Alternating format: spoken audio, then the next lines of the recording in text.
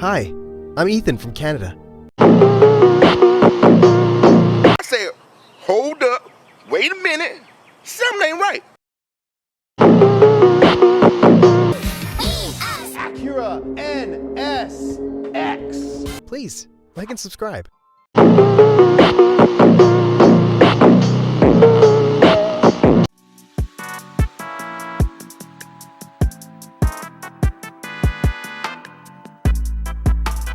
Ever since I could remember, I lived with my uncle, who loved me like I was his own son, and I adored him too. He owned an auto company, and when I was 5, he took me to a showroom one day and showed me all the beautiful cars he owned.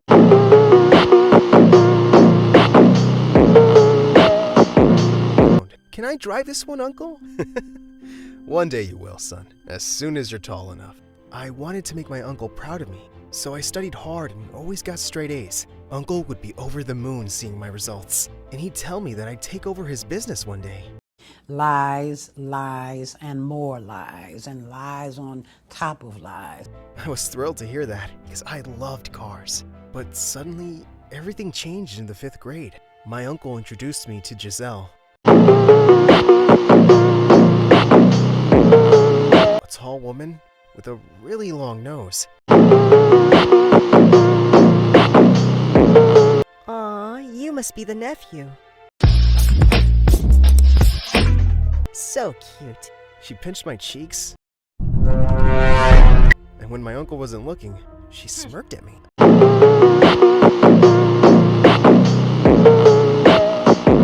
I didn't like her at all, but my uncle seemed to love her.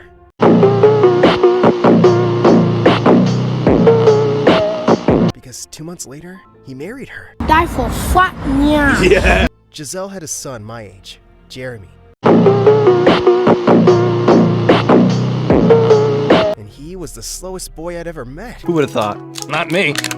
On his first day of school, Uncle and I were waiting for him to finish eating his cereal, and he took a minute to chew each Fruit Loop. We're gonna be late, can't you chew any faster? He then took the bowl and tried to drink down his cereal, but ended up messing his clothes. Ethan, look what you made Jeremy do. Now you'll both be so late for school.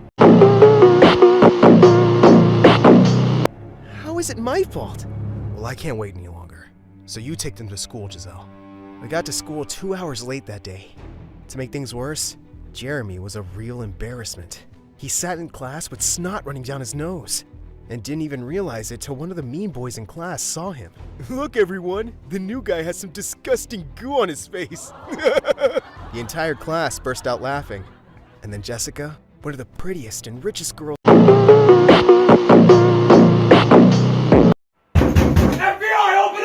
in the school, handed Jeremy a tissue and frowned at the mean boy. Why do you always have to be so rude? Leave the poor guy alone. Later that day, I caught up with Jessica and thanked her for standing up for Jeremy. I just don't understand mean people. It's so much easier to be kind. Well, it's not easy for everyone. You're just one of the kindest people around. Aw, thank you, Ethan. She kissed my cheek and ran off.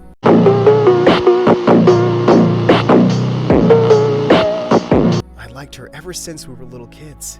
So that kiss gave me butterflies in my tummy. As time went by, I found myself taking care of Jeremy like I was his babysitter, because Giselle kept asking me to help him, like when we were in the 8th grade. Jeremy was failing his subjects miserably, and every day after school I had to tutor him, which wasn't easy. So when you're breaking down a sum, this is how you do it. Instead of listening to me, he'd be playing on his phone. Yeah. Can we please focus on homework right now? Oh yeah. What were you saying? He was a frustrating student, but I kept trying because I kind of felt sorry for him. Without some help, his future was doomed. But even though I made so much effort with Jeremy, Giselle never appreciated it and was always unpleasant with me. Like once at dinner, when I wanted a second helping of food, she looked at me like a witch. So greedy. You should feel lucky that you're even eating with us at the same table. You need to shut the fuck up. What's that supposed to mean? You'll see one day. She would speak in such riddles often. Women. But always when Uncle wasn't around. And then one day in the 10th grade, I came home to the worst news ever. Whoa, whoa, whoa, whoa, whoa, whoa, whoa, whoa, hey. Giselle told me that Uncle had been arrested for fraud. I just didn't believe it. My uncle was no criminal. But apparently he'd been stealing money from his biggest investor, and he was sentenced to jail for 10 years. I wanted to see him, but Giselle said only she had visiting rights as his wife. Cap. I was devastated.